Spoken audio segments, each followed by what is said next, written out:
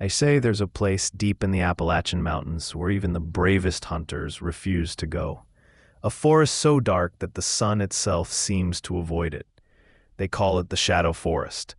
People vanish there, and those who do come back are never the same. Their eyes look hollow, haunted. They wake in the night terrified, swearing they still hear footsteps following them, whispers in the dark, calling their names. I've heard this story many times, from different people, and every version was almost exactly the same. That's what scared me most. One old lumberjack told me his story. I remember how his hands trembled as he spoke. We were cutting trees near the edge of that forest. It was late, the sun was almost gone, when I heard someone calling my name. The voice was soft, a woman's voice, and it sounded familiar, like my mother's. He paused, his eyes stared at the floor. But my mother's been dead for years. He swallowed hard and continued.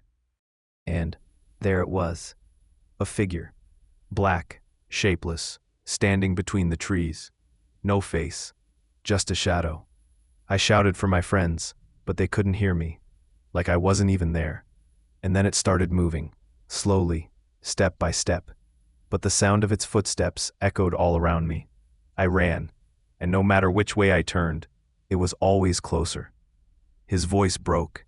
He rubbed his face with shaking hands and whispered, "I made it out." But ever since that day, I know it's still following me. Old records tell another story. Long ago, during colonial times, there was a small settlement here. Families lived there peacefully, until one day, they were gone. All of them. When others arrived, they found broken doors, smashed furniture, signs of struggle, but no bodies, no blood, nothing.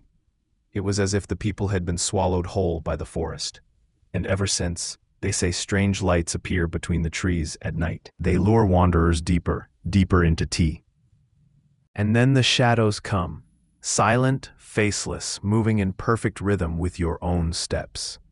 And if you dare to turn around, you'll never find your way out again. People from nearby towns avoid even mentioning the forest. They just call it that place. I once stood at its edge, staring into the darkness between the trees, and for a moment I swore something was staring back.